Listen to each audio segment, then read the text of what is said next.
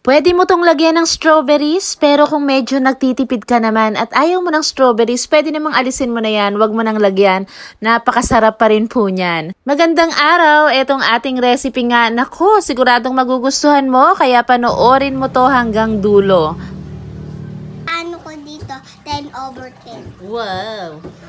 Ayan nga at ni-rate pa ng aking pamangkin. Sabi niya 10/10 daw dahil talaga namang hindi pa nga ganong kalamig ay nilantaka na nila. So napakadali lang po ng pagluluto nito. Pwede kang gumamit ng mga ready nang nabibiling sago sa palengke.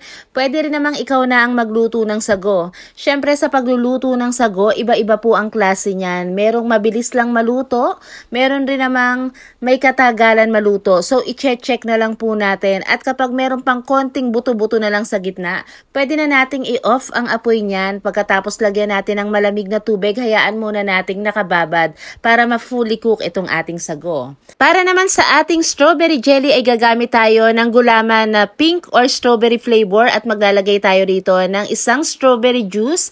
5 cups ng tubig lang yung nilagay ko, pero sa package instruction nakalagay 6. Gusto ko kasi yung medyo matigas yung aking gelatin, kaya 5 cups lang po ang aking nilagay. So lulutuin lang natin to. Kapag pakulunay or yung malapit ng kumulo, pwede na nating i-off yan and then i-transfer natin agad sa isang malapad na tray. So kung meron po kayong malapad na tray, mas mainam po na yan ang gamitin para mas mabilis lumamig. Magseset or magiging firm agad at kapag hiniwa natin, saktong-sakto lang yung thickness nitong ating gulaman. Etong recipe na to, perfect kasi sunod-sunod nga yung mga parating na holidays. Kung halimbawa, invited ka sa mga parties, kaysa naman puro cake na lang ang dinadala mo, pwede rin namang salad. At kakaibang salad naman, hindi ito yung pangkaraniwan. Magugustuhan nyo po to kapag tinry nyo. Etong mga strawberries, nabili ko po to ng 170 pesos. So, hindi naman po kamahalan yung presyo. Pero again, kung ayaw mong lagyan ng strawberries,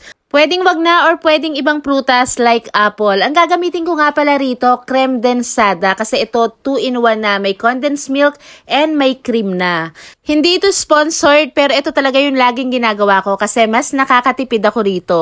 Saka ito nga pala, nilagay ko muna to sa freezer ng 2 oras saka ko winip. Ang pag-whip naman po, optional lang yan. Pero kita nyo naman, mas nagmumukhang marami. At pag okay na nga lahat yung mga sangkap na gagamitin natin, so, pagsama-samahin na natin yung ating mga ingredients. Meron tayong sago, gulaman, strawberries, at itong ating cheese na talaga namang magpapabalanse sa lasa nitong ating salad. Ibuhos na rin natin itong ating cream. I-mix nating mabuti, kagandahan dahil nga yung ating gulaman ay medyo matigas-tigas kaya hindi po ito magkakalasog-lasog. Pwedeng dito na mismo sa bowl, tatakpan na lang natin ng cling wrap or transfer mo sa mga container bago natin to ilagay sa fridge. Mas maganda kung 6 na oras, mas lalong magiging creamy. Pero kung wala ka namang masyadong time at gusto mo nang kainin, 3 oras lang, medyo creamy pa rin naman at masarap pa rin to. At kung mahilig ka sa salad, pakilagay naman sa comment section kung saang lugar ka nanonood ngayon para alam natin kung saan nakakarating itong ating mga recipes. Paki-like and follow na rin po itong ating page. Salamat! So yummy!